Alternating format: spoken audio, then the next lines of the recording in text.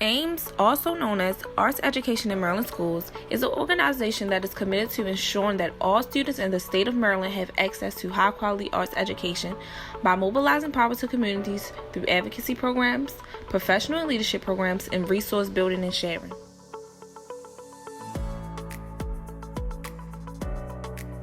Art is not a recreational piece.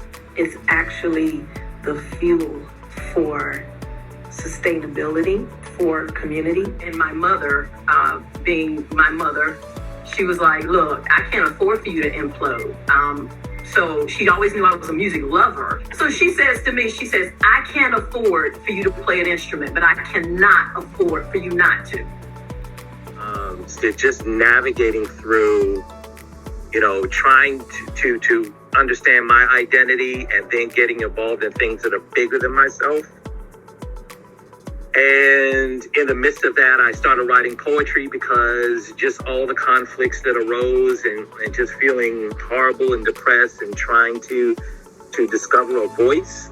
And so I found it through poetry. Realized that I was more than my dad's kid. And I suddenly had an identity that wasn't that, right? Where I could make something and people could see something in me that was more than that. And I could see something in myself that was more than that, right? And it was probably the first time in my life, if I'm being honest, where I felt like I had a voice of any kind, where I mattered in any way. You're an artist, you can learn anything. You've mastered your own brain in a way, so you feel confident to learn anything. If we look to the academics through the artistic lens, it locks it in for life. Teachers are building relationships that they can use to leverage to get students to take risks, and to be creative, and to be vulnerable, and to try new things. I got to high school and I absolutely loved my drama teacher.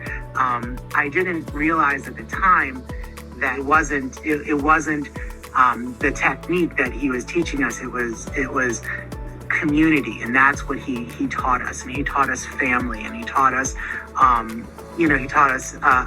to be an ensemble. Especially in times like this, when there are emotions and feelings that they may never have encountered before. How do they deal with it? How do they deal with it behind a screen? They create things.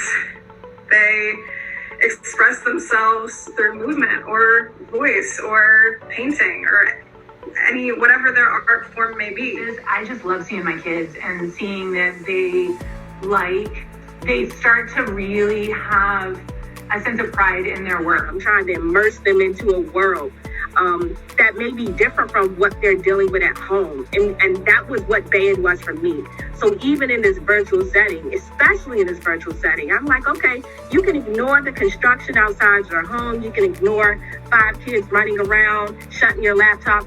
Come inside and come into this world with me, because that's what my band directors and my mentors did for me. And I still take those moments and I go learn from my mentors. You're never too old. And just kind of being a model of that for my students, that vulnerability that we normally can't be. I think right now we understand the importance of art as a way to empower and to heal and to humanize each other. And the more that we can support that through policy, through action, the better.